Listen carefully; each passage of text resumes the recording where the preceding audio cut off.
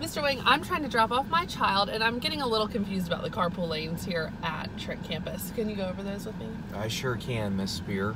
When you enter onto the Trent campus, you're going to pull on the inside lane down to the rear entrance by the packed doors. You'll notice on the side, on the road, yellow stripes which mark off the drop-off zone.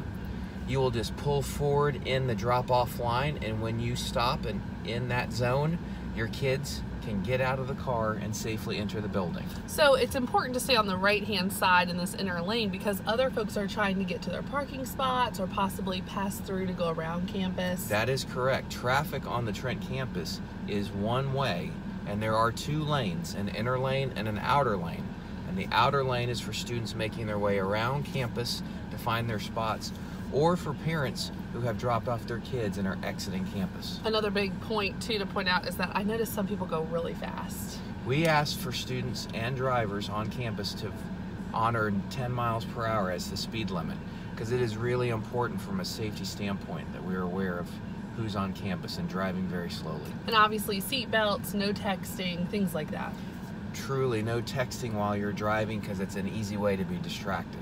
What about when we're coming around the curve here and we are by the athletic facilities? It's probably important to try to stay on the road versus the grass. Is that correct? It is important to stay in the two lanes traveling around campus.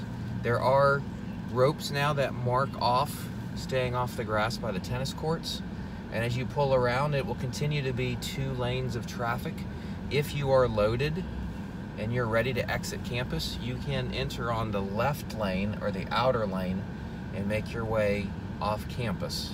Sometimes it gets a little bit backed up because obviously you're trying to get 200 plus children off the Trent campus in a short period of time. So we want to make sure we have our name tags hanging from the rear view mirror. Is that correct? That's correct. For pickup, we still follow the same traffic pattern of two lanes around campus. The inner lane now is the pickup line, and pickup begins at the front of the school, and the line will back up all the way around the campus. And so you stay on the inner lane if you are waiting to pick up riders. It's important to remember that if you have just 6th graders or you have a carpool of 6th graders, they get released from campus at 2:55. Grades 7 through 12 are not released from campus until 3:05. So it's important, if you don't have 6th graders, that you delay your arrival, or else you'll be in the midst of 6th grade and have to wait longer. You should come a little bit later, after 3:05, to pick up your kids. And once you have your riders in your vehicle, then you can merge into the left or outer lane and make your way off campus. I have noticed that there's teachers that stand out with the stop sign. That's something that we need to be cautious of, I'm sure, because obviously they're standing kind of in the middle of the traffic pattern. We do have staff that are out monitoring the safety of our students, making sure that all are safe, and they do help expedite or move traffic along quickly, making sure that exit traffic can get out a little bit faster when there's a lot of cars. And I've noticed 2 new things here on campus this year, and there's 2 VIP parking signs, and those are for families who won those at the gala this year, correct? Yes, we have reserved spots that help families who have donated to the gala that purchase those parking spaces. They have VIP upfront parking to pick up their kids, so they can bypass the line and move into their spots at the very beginning. And these are always up every year, so a new family can have this perhaps next year.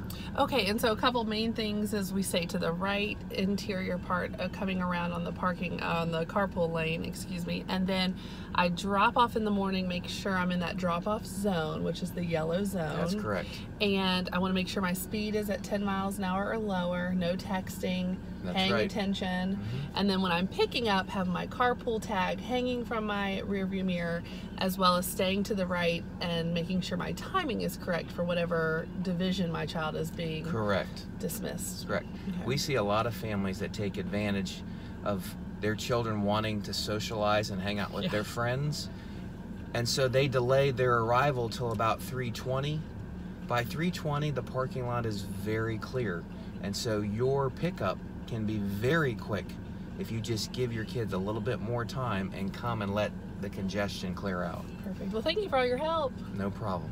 I hope you have a safe and happy carpool drop-off and pickup every day. But if you have any questions, feel free to reach out to us, give us a call, or send us an email, and we'll be glad to help you figure out carpool and all the tips and tricks that go along with it. Stay safe and be very careful when you're riding on campus. Thanks a lot.